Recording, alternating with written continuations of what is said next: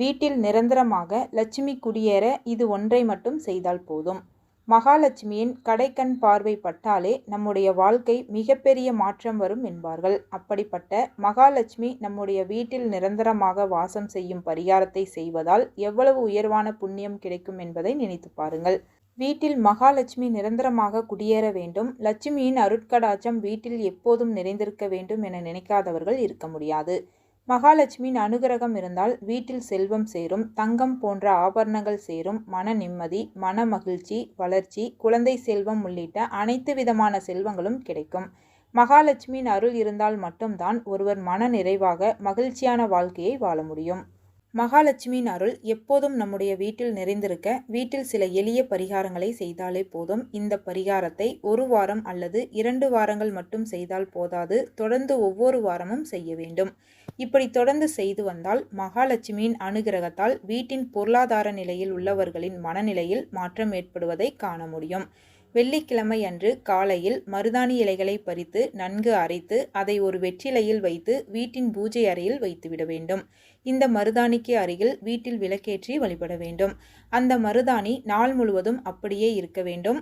மாலைக்கு பிறகு பூஜை அறையில் இருக்கும் மருதாணியை எடுத்து வீட்டில் உள்ள பெண்கள் கையில் வைத்து கொள்ளலாம். முதல் வாரம் வீட்டில் உள்ளவர்கள் வைத்து கொண்டால் அடுத்த வாரம் அக்கம் பக்கம் உள்ள வீடுகளில் உள்ள பெண்களுக்கு, சுமங்கலி பெண்களுக்கு அந்த மருதாணியை கொடுத்து விடுங்கள்.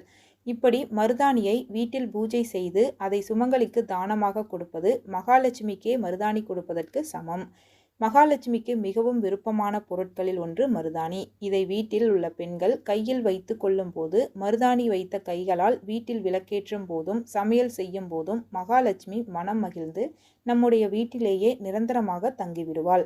வீட்டில் மகாலட்சுமி கடாட்சம் எப்போதும் நிறைந்திருக்கும். அதோடு மருதாணி மலர்கள் கிடைத்தால் அவற்றை தூக்கி வீசிவிடாமல் பறித்து கொண்டு வந்து வீட்டின் பூஜை அறையில் வைத்து தினமும் பூஜை செய்து வழிபடுங்கள். இதுவும் மகாலட்சுமிக்கு மிகவும் விருப்பமான ஒன்றாகும். அக்கம் பக்கத்தில் உள்ள வீட்டில் உள்ளவர்களிடம் இந்த எளிய வழிபாட்டினை செய்யும்படி சொல்லலாம். இதனால் அவர்கள் வீட்டில் செல்வம் சேர்வதற்கு வழிகாட்டிய புண்ணிய பலனும் மகாலட்சுமியின் அருளும் நமக்கு கிடைக்கும். தனக்கு கிடைத்த செல்வத்தை மற்றவர்களுடன் பகிர்ந்து அவர்களையும் மகிழ்வித்து வாழ்பவர்கள் மகாலட்சுமிக்கு எப்போதும் விருப்பமானவர்கள்.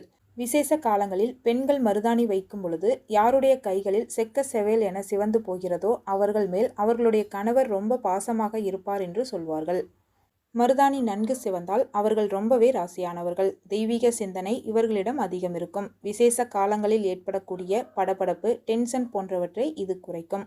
மாதவிடாய் காலங்களில் பெண்கள் கண்டிப்பாக மருதாணி வைத்து கொள்ளலாம். இதனால் வயிற்று வலி, வயிற்று உபாதைகள் குறையும்.